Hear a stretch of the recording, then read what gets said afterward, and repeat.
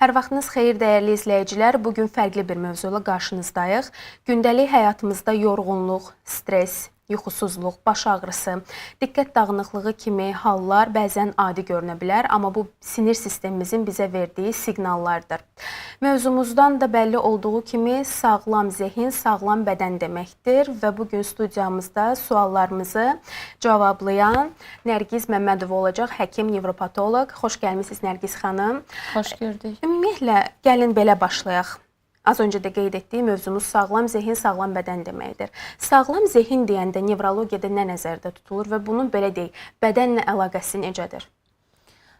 İlk öncə sağlam zehin mövzusuna başlayanda zehin özü nədir? Onu aydınlaşdırmaq lazımdır ki, daha sonra zehin sağlamdır, yoxsa qeyri-sağlamdır, dəqiq bilək. Zehin baş beynin qabiliyyət dərəcəsidir. Zehin baş beynin gətirdiyi bir produktdur. Məsəl üçün, qərar vermə, düşüncə, analitik qabiliyyət, yaddaş, bunların hamısına biz zehin deyə bilərik. Və sadaladığım funksiyalar, sadaladığım beynin produktu nə qədər sağlam olsa, bir o qədər də insana yaxşı təsir etmiş olar. Bir o qədər də insanın gündəlik həyat fəaliyyətində də sağlam olmasına gətirib çıxarar. Gündəlik həyat fəaliyyəti dediniz və ümumiyyətlə zehin, beyin sağlamlığı deyəndə ilk ağla gələn yuxudur. Bəzən insanlar düşünür ki, yatmaq, yuxu rejimi ümumiyyətlə dincəlmək üçün həyata keçirilən bir fəaliyyətdir. Mənə maraqlıdır ki, keyfiyyətli yuxu dedikdə nə nəzərdə tutulur və keyfiyyətli yuxu nəyə görə bu qədər kritikdir? Çünki bütün həkimlər ixtisasından asılı olmayaraq hər zaman deyirlər ki, sağlamlıq birinci yuxu rejiminin düzgün olmasından irəli gəlir. Siz nə deyərdiniz bu haqda? Yuxu barədə onu deyə bilərəm ki, yuxu nəinki vacibdir, həddindən artıq vacibdir. Yaxşı yuxu həqiqətən də dincəlməkdir demək deyil. Yuxu əslinə qalanda baş beynin gecə saatlarında göstərdiyi fəaliyyətidir. Onu bildirmək istəyərdim ki, baş beyin necə ki gün ərzində fəaliyyət göstərir, eynən o cürdə gecə saatlarında baş beyin fəaliyyət göstərir. Məhz gün ərzində əldə etdiyimiz informasiyaları yerbəyer etməyə çalışır. Nəyisə silir, hansısa informasiyanı qısa yaddaşa bərkidir, hansısa informasiyanı uzun yaddaşa bərkidir, hansısa informasiyaların lazım olub olmadığını yerbəyer edir və ən əsası lazımsız həmçinin də maddələrdən azad olur və bütün bunların hamısı gecə saatlarında baş verir. İllər ərzində qəbul olunmuş siz 6-8 saat yatmalısınız, bu mif deyil. Bu həqiqətən çox yaxşı yerə toxundunuz. Lazımdır. Bəli, 6-8 saat deyilir ki, minimum yatmaq lazımdır. Bəli. Bu nə kimi təsir göstərir? Nəyə görə az və ya çox hətta yatması insana ziyan verə bilər? Bu ona görə öz təsdiqini alıbdır ki, əslinə qalanda yuxu fazalardan ibarətdir.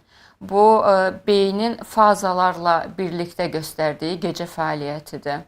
6 saat ərzində və yaxud da 8 saat ərzində yuxu hər hansısa bir fazadan digər fazaya keçmirsə, bu artıq bizim sağlamlığımıza zərər göstərəcək və əgər bu davamlı şəkildə olursa, bu daha ciddi ağırlaşmalara səbəb olma ehtimalı var. O yüzden deyə bilərik ki, yuxunun normal fazalarla keçməsi və tam olması gecə yuxusu çox vacibdir. Gecə yuxusu vacibdir. Ümumiyyətlə, gündəlik vərdişlərdən danışdıq. Bu da danılmazdır ki, həyatımız artıq rəqəmsallaşıbdır. İstər uşaqlar, istər böyüklər, hər birimiz telefon, kompüter qarşısında otururuq. Ümumiyyətlə, bu rəqəmsal həyata bağlılıq, ekran qarşısında çox oturmaq, belə deyək. Bəzən olur, analar da uşaqların belə deyək, yemək yeməsi üçün qarşılarına telefon qoyurlar, başlarını qarışdırırlar. Ümumiyyətlə, bu doğrudurmu, bu düzgündürmü? Bu gələcəkdə hansı fəsadlar verə bilər? Çünki bəzən deyirlər ki, çox telefonla oynamaq baş ağrısına səbəb olur, diqqət dağınıqlığına səbəb olur. Əsasən də uşaq yaşlarda, insanlarda. Nə deyərdiniz bu haqda?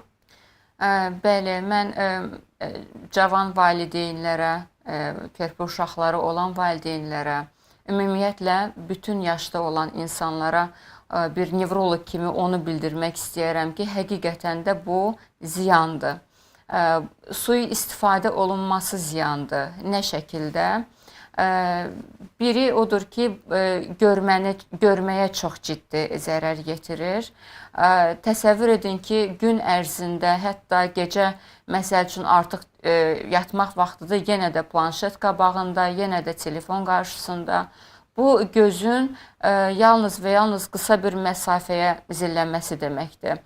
Əlbəttə ki, bu görmə pozuntusu yaradacaq. Artıq çünki biz uzaq məsafəyə baxanda da gözün bir qrup əzələsi hərəkət edir. Yaxın məsafəyə baxanda da digər qrup göz əzələləri gərginləşir.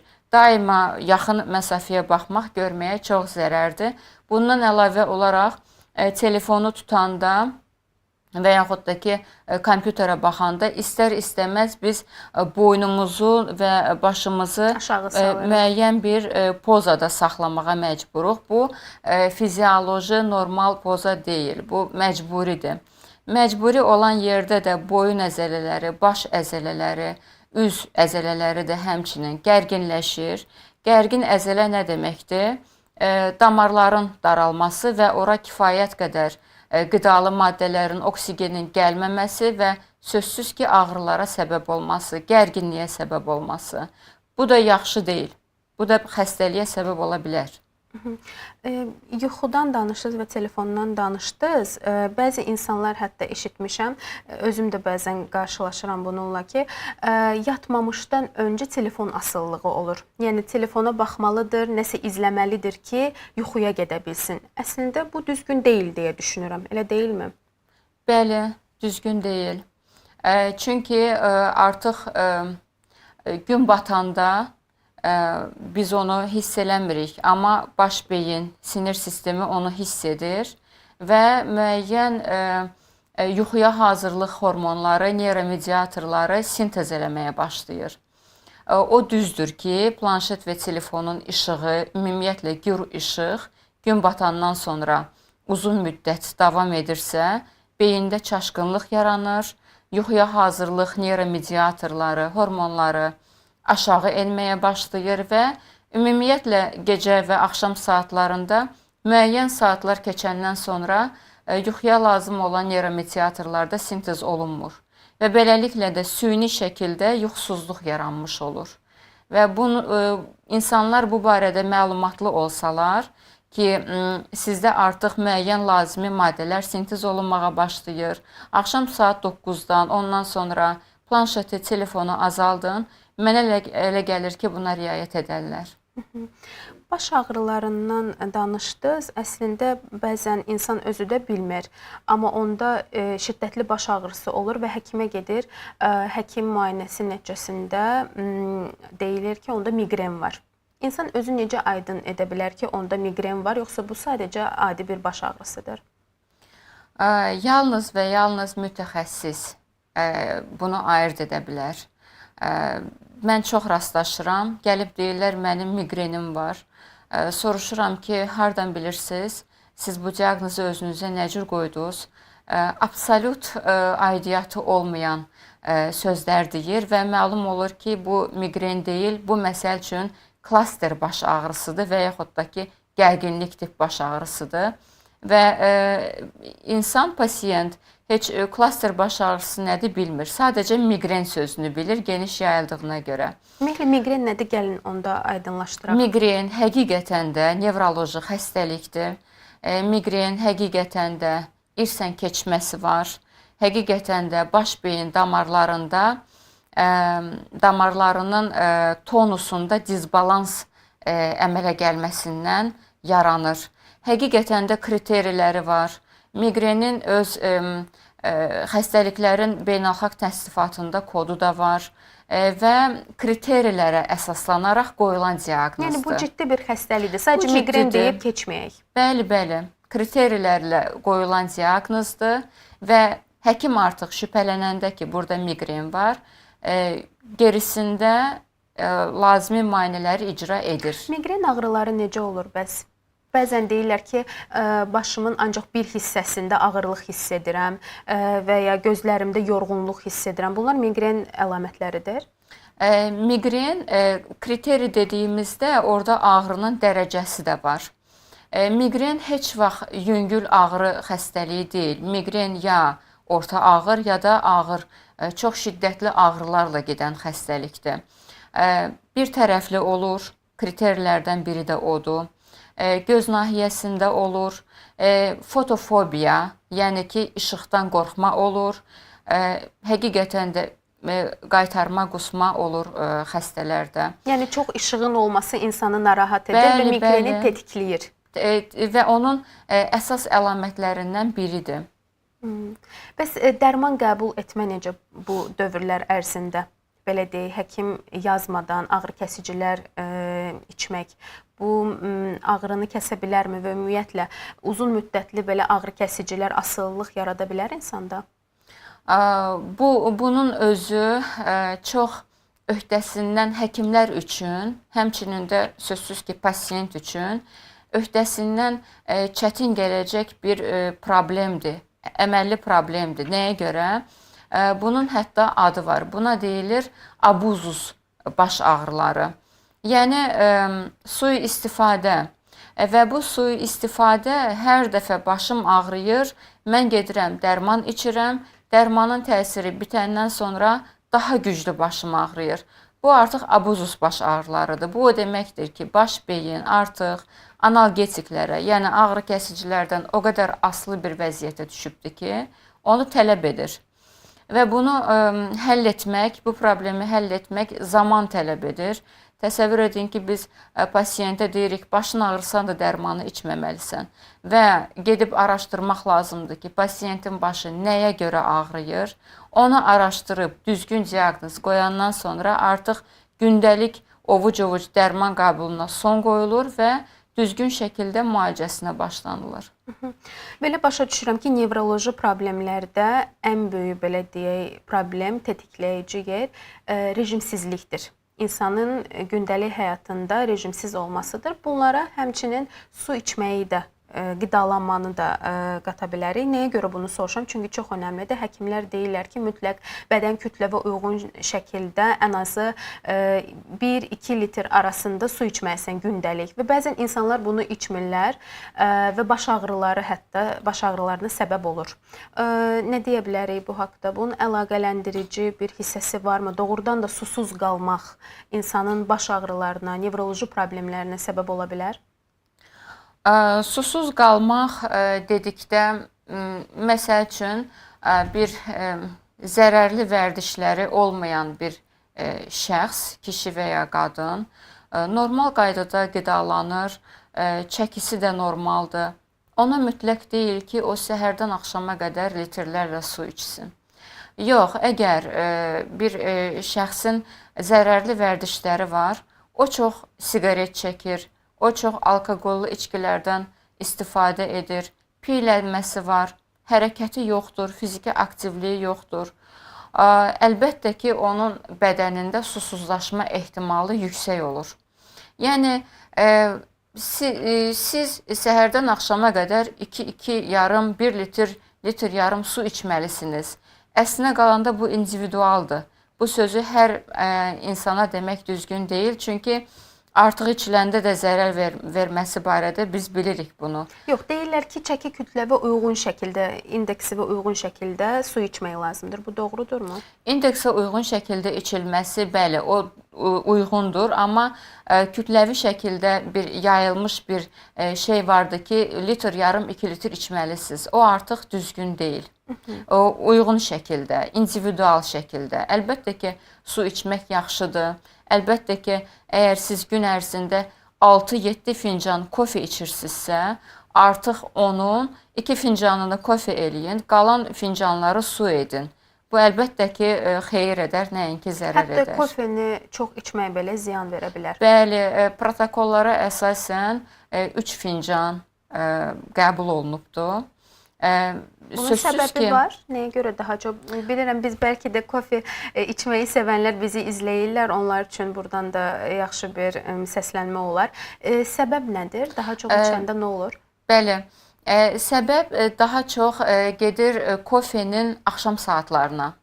Nəyə görə? Çünki beyində müəyyən aktivlik neyromediatorlarını artırır və insan axşam saatlarına dincəlmək, rahatlanmaq, yuxuya hazırlaşmaq əvəzinə daha da çox aktivlik göstərməyə başlayır. Yəni yuxunu qaçırır. Yuxunu qaçırır. qaçırır. Bəzi insanlarda amma əksi nə olur? Kofedən sonra yuxuya getmək istəyirlər. Bəli, o faiz çox deyil, amma var elə insanlar. O da onların individual fizioloji əlamətlərinə bağlıdır. Amma o faiz çox deyil. Əsasən kofenin hətta ətri belə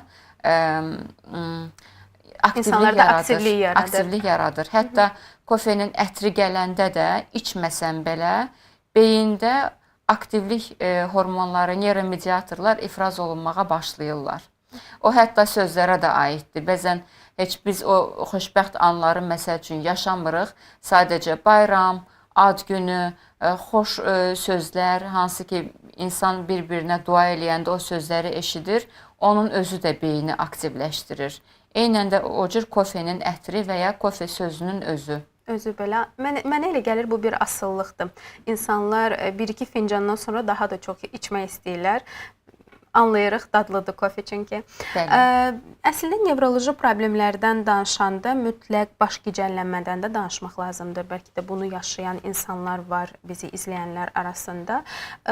Bunun səbəb nə ola bilər? Başa düşürəm ki, çox səbəbi ola bilər bunun, amma qruplaşdırsaq yaranma belə deyək də səbəbi nədir? Bəli, baş gicəllənmə həqiqətən də ciddi bir simptomdur. Xəstə deyəndə ki, mənim başım gicəllənir, ona 100% inanmaq lazımdır. Bəzən özlərinə aid olmayan şikayətləri kənardan eşidib deyə bilərlər. Amma başım gicəllənir deyəndə bu artıq çox ciddidir. Çünki pasiyentlərin yıxılmalarına səbəb olur. Onlar yıxılıb travmalar alırlar. Və bu baş gicəllənmə simptomuna o qədər ciddi yanaşmaq lazımdır ki, nevroloqam deyib mən baş gicəllənməsi ilə məşğul olacağam və onun dərmanlarını təyin eləyəcəm olmaz. Nevroloq bu şikayəti eşidən kimi həmçinin də lor, burun, boğaz, qulaq həkimlərini bu işə qoşmalıdır və psixiatrları. Çünki baş gicəllənmə qulaq tərəfdən də ola bilər. Nevroloji baş beyin tərəfdən də ola bilər və psixiatrik səbəblərdən də. Məsəl üçün depressiyaların, apatiyaların, asteniya elə vəziyyətlərin, bu tipli vəziyyətlərin simptomlarından biri də baş gicəllənmədir axma şəklində. Yəni tək nevroloq bu işlə məşğul olmalı deyil. Burada psixiatr və psixoloq da yönləndirməlidir. Psixiatra və qulaqlarını mütləq şəkildə xəstələrin yoxlamaq lazımdır. Yaxşı yerə toxundunuz. Çünki stres ümumiyyətlə hər birimizin həyatında var və stressdən sonra depressiyaya düşmək, həyatın hansısa bir anda depressiyaya düşmək qaçınılmazdır deyə düşünürəm. Ümumiyyətlə bununla mübarizə aparmaq üçün nə etmək lazımdır? Stressə düşməmək üçün. Təbii ki, dildə çox asandır demək, amma heç olmasa hansısa bir addımlar olmalıdır ki, belə deyək, yüngülləşdirək simptomlarını. Bunlar hansılardır? Elədir, stresə düşməmək üçün əgər sual belədirsə nə etmək lazımdır? Stresin nə olduğunu başa düşmək lazımdır. Qaynağını tapmaq. Bilmək lazımdır ki, stres iki cür olur. Var eustres, hansı ki gündəlik biz qarşılaşırıq. Filankəs məni əsəbləşdirdi. Bu eustresdir, xırdadır. Bu unudulacaq və çox lazımlıdır. Bu beyin fəaliyyəti üçün, bizim immunitetimiz üçün lazımdır. Yəni bəzən stresə düşmək lazımdır. Gün ərzində bizim qarşılaşdığımız və düşündüyümüz ki, bu stresdir, o lazımdır. Biri də var, təhlükəli variant distres. Eustresi dedik, stres iki cür olur. Distres də təhlükəli. Bu, bizdən asılı olmayan faktorlarla gündəlik qarşılaşmağımızdır. Ən yüngülünü gətirim, ən yüngül məsələni gətirim, nümunəsini. Məsəl üçün, qonşunun iti var və o çox təhlükəli, aqressiv itdir. Hər dəfə mən onun yanından keçirəm, qorxuram. Hər dəfə. Qonşu da itini yığışdırmır. Yığışdırmır və deyib, bu it həmişə burada qalacaq. Gündəlik xırda, aylar ərzində, illər ərzində biz o itdən qorxaraq artıq bu çevrilir, olur distres. Stresin, bu tipli stresin təhlükəli olduğunu bilmək lazımdır. Bundan məlumatlı olanda, şəxs artıq məlumatlı olanda ki, var eustres, gündəlik, xırda və var distres, hansı ki, hər gün bizə çox ciddi şəkildə təsir edir. Bunu biz necə həll edə bilərik? O distresi həll edəndə artıq xəstəliyə səbəb olmaz və nəyinsə qarşısı alınmış olar. Əslində o dediyiniz uzun müddətli o stres insanın belə deyək gözünə görünmür. Əsasən gündəlik yaşadığı o xırda streslər ola bilər, yolda keçirdiyi stres ola bilər, iş yerində keçirdiyi stres ola bilər. İnsanın gözünə bu görünür. Əslində mənim sualım ondan ibarətdir ki, belə deyək gündəlik həyatda o kiçik o streslərə belə deyək necə etsin insanlar ki, baş qoşmasınlar. O dediyimiz o kiçik streslər yenə də faydalı stres variantından biridir. Və onun yaxşı ki, o faydalı stresdir, çünki ondan can qurtarmaq və uzaqlaşmaq mümkün deyil. İnsan evdən çıxdısa, bunun özü artıq xırda bir stresdir. İki insan öz arasında söhbət edirsə, bu da stresdir. Biz yemək yeyiriksə, onun özü də stresdir. Çünki kənardan gələn nədirsə, bizim orqanizmimizə, bizim başımıza, bədənimizə bu təsir edir. Bu orqanizm, bədən, beyin buna stres kimi qəbul edir. Və o qaçılmazdır, çünki biz fəaliyyət göstəririk. Xırda stresləri də bu artıq insan özündə bir xasiyyət kimi formalaşdırmalıdır ki, həqiqətən də səbir yaxşı şeydir, həqiqətən də mülayim olmaq, ingilislərdə bu çox geniş yayılıb, polite. Bu mülayimlik, bu politelıq çox vacibdir. Nə qədər insan mülayim olsa, polite olsa, sözsüz ki, ona da stres yaşadan faktorları bir qədər yüngül götürər, bir qədər oldu da belə yanaşar. Asan dillə desək, boş verməlidirlər. Əlbəttə, hər şeyin ciddisinə getmək o artıq distresə çevirir. Xəstəliyə çevirir. Bəli. Əziz izləyicilər, bir məlumatı çatdırmaq istəyirəm. Bildiyiniz kimi, ötən həftə İcbari Tibbi Sığorta üzrə Dövlət Agentliyi 10 illiyini qeyd edirdi. Bu müddət ərzində bir çox vətəndaşımız İcbari Tibbi Sığorta çərçivəsində tibbi xidmət aldı. Doğulanlar oldu, həyata gələnlər oldu, sağlamlığına qovuşanlar oldu. Elə bu məqamda da istəyirəm ki, bir videoya baxaq. İcbari Tibbi Sığorta çərçivəsində xidmət alan və sağlamlığına qovuşan bir şəxsin həyatını izləyəcəyik.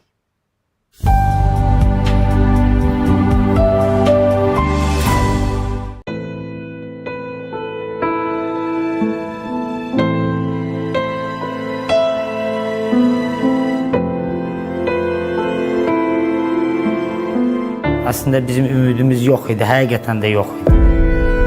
Xəstə 12 ilə yaxın bir müddətdə özünü ölümə tərk eləmişdir. Sol böyrək demək olar ki, funksiyasını dayandırmışdı. Hamının uşaqlar arzusu olub ki, böyüyəndə Ronaldo olsun. Ömürlük yataq xəstəsi olacaqdı.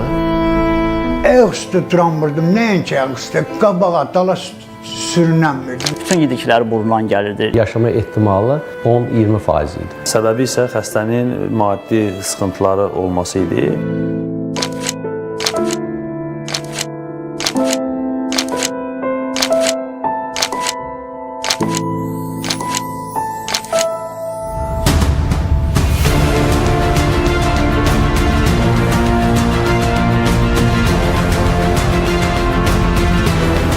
Əvvəl o pasiyenti əməliyyat eləyə bilmirdim. Çünki maddi işlər ortaya girirdi. Dövlətimiz sağ olsun, İcbari Tibbi Sığorta sağ olsun. Yəni bu şu anda əməliyyatın sığortamız qarşıladı, dövlətimiz qarşıladı. İcbari Tibbi Sığortanın xidmətlər zərfi daxilində xəstəyə ödənişsiz şəkildə əməliyyat olundu. İcbari Tibbi Sığorta ilə anjiyosu yapıldı. Əməliyyat sığorta ilə damızıb. Kompleks 3 əməliyyatın hər birini İcbari tibbi sığorta hesabına həyata keçirdik. Hal-hazırda çox yaxşıyam. Özümü çox gözəl hiss eləyirəm. Nazilmiş ayağım öz bərpasını alıb bu əməliyyatdan sonra. Həmin ağrılarımdan heç bir əsər əlaməti yoxdur, ağrımır. Ağrısız, atsız həyat yaşayıram. Xəstəni ayaq üstə görmək mənim üçün inanılmaz bir duyğu oldu. Mən indi maşallah yeriyirəm. Artıq demək olar ki, hər iki gözündə görmə tamamilə bərpa olunub. Mən gözümə inanmadım ki, mən kimisə qarşımda duran adam indi görürəm.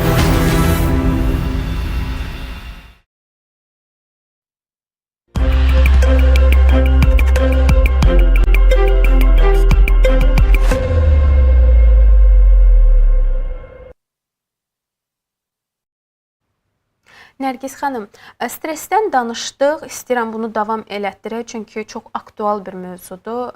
Çünki gündəlik həyatda hər kəs siz dediyiniz kimi stressə düşür. İstər xırda stresslərə, istər uzun müddətli stresslər yaşayırlar. Belə bir şey də var ki, stress zamanı və ya ola bilər ki, bəlkə hansısa bir başqa xəstəlik də var. Ələsmə baş verir. Ümumiyyətlə, bu necə digər xəstəliklərdən ayırd edək ki, bu stressin gətirdiyi əl əsmədir, yoxsa bu ciddi bir xəstəlikdirmi? Stress dedikdə biz yəqin ki, əsəbi misal gətirə bilərik. İnsan əsəbləşəndə əllərinin əsməyi normaldır, fiziolojidir və bu bir müddətdən sonra keçir gedir. İnsan sakitləşir, o stress hormonlarının miqdarı qanda azalır, şəkər normaya düşür, qan təzyiqi normallaşır, əzələlər öz yerini tutur və əl əsməsi, sinir sistemi yerinə oturur və əl əsmələri bitir. Amma əgər biz nevroloji xəstəliklər zamanı əl əsmələrdən danışırıqsa, onun insanın gündəlik əsəbinə və ya sakit vəziyyətinə heç bir aidiyyatı yoxdur. Xəstəlikdən yaranan əl əsmələri daimidir, sistemlidir və yalnız müəyyən preparatların qəbulundan sonra səngiyə bilər, yenə də tam itməz. Məsəl üçün var, Parkinson əl əsmələri var, essensial tremor dediyimiz əl əsmələri var. Burada konkret sinir sisteminin zədəsindən söhbət gedir və onun gün ərzində bizim fəaliyyətimizə bir aidiyyatı olmur. O artıq konkret xəstəlikdir. Amma stres zamanı əsən əllər, onlar itib gedəcək və bu bir qədər fiziolojiyaya daha yaxındır. Yəni, bir müddətlikdir. Bəli, müvəqqətidir. Mənə bilirsiniz nə maraqlıdır? Ümumiyyətlə, nevroloji problemləri necə aşkar edirsiniz? Hansı bir diaqnostik müayinə üsulu varmı? Nevroloji problemləri aşkar etmək, buna çox ciddi yanaşmaq lazımdır bir həkim kimi. Xəstə gəldi, öz şikayətlərini dedi, mən ona diaqnoz qoydum və dərman yazdım. Bundan bir qədər qaçınmaq lazımdır. Əlbəttə, müayinə üsulları var və icbari tibbi sığorta tərəfindən də təmin edilir. Mənim özüm dövlət xəstəxanasında işləyirəm və tam əminliklə deyə bilərəm ki, nevroloji xəstəliklərin diaqnozunu dəqiqləşdirmək üçün, qoymaq üçün və artıq müalicəyə başlamaq üçün baş beyin maqnit rezonans tomoqrafiya, kompüter tomoqrafiya, KT angioqrafiya, MR angioqrafiya, bu tipli müayinə üsulları, sinir əzələ keçiriciliklərində xəstəliklər aşkarlamaq üçün elektroneyromiyoqrafiya, elektromiyoqrafiya, bundan başqa cəng olmaları aşkarlamaq üçün bu psixiatrikdir, yoxsa nevrolojidir, elektroensefalografiya, onun monitoring variantı, müxtəlif saatlar ərzində çəkilən bütün bu tipli müayinə üsulları var və biz bunlardan geniş istifadə edə bilirik. Ondan sonra da diaqnozları dəqiqləşdirib müalicəni təyin edirik artıq. Müalicə aparırsınız xidmətlər zərfi çərçivəsində. Son olaraq sizə belə bir sual vermək istəyirəm. Ümumiyyətlə, insanlar sağlam olmaq üçün, elə mövzumuz bugün sağlam zehin, sağlam bədəndir. Bədəninin sağlam olması üçün, zehninin sağlam olması üçün hansı profilaktik addımlar atmalıdır? Ən birincisi insan bunu istəməlidir. Ən birincisi. Ürəkdən istəməlidir ki, o sağlam olsun. Bir fərd, bir individum bunu istəyəndən sonra artıq araşdırmağa başlayır ki, Mənim zehnimin, mənim fizioloji bədənimin sağlam olmasından ötürü mən nələr eləməliyəm? Və bu suallar insanda yaranandan sonra o artıq müəyyən addımları atmağa başlayır. Sözsüz ki, insan istəyəndə zərərli vərdişlərdən uzaq durur. İstəməyəndə uzaq durmur. İnsan sağlam olmaq istəyirsə, sözsüz ki, səhər yuxudan duranda ağzına siqaret aparmayacaq. Çünki onun zərərli olduğunu bilir. Bilir və icra etmir, artıq biz o insanın işinə qarışa bilmərik. Bizdən yalnız tövsiyə ola bilər. Məsəl üçün, əgər pasiyent gəlib ona çox ciddi şəkildə xəbərdarlıqlar edə bilərəm bir həkim kimi ki, bax, seçim qarşısındasan. Ya siz sağlam olmaq istəyirsiniz, zərərli vərdişlərdən uzaq durursunuz, gipodinamiya, adinamiya, yəni hərəkətsizlikdən uzaq durursunuz, gündəlik hərəkət etmək çox vacibdir, bunları icra edirsiniz, həddindən artıq yağlı yemirsiniz, yeməyinizə fikir verəcəksiniz, duzlu yeməklərdən, acı yeməklərdən uzaq durursunuz, tez həll olan karbohidratlardan, yəni səhərdən axşama qədər şirniyyat yemək, bulka yemək. Əgər insan həqiqətən də zehninin və fiziki olaraq sağlam olmaq istəyirsə, ilk öncə bunu ürəkdən istəyir, gerisi artıq məsləhətləri tapacaq. Artıq həkimlərə müraciət edəcək. İndi çoxdur, hər yerdə məlumat var. YouTube-a girib sağlam həyat tərzi yazanda artıq hansısa informasiyalarla tanış olmağa başlayacaq və dama-dama göl olar. İllər keçdikcə öz sağlamlığına zehni və fiziki qovuşmuş olacaq.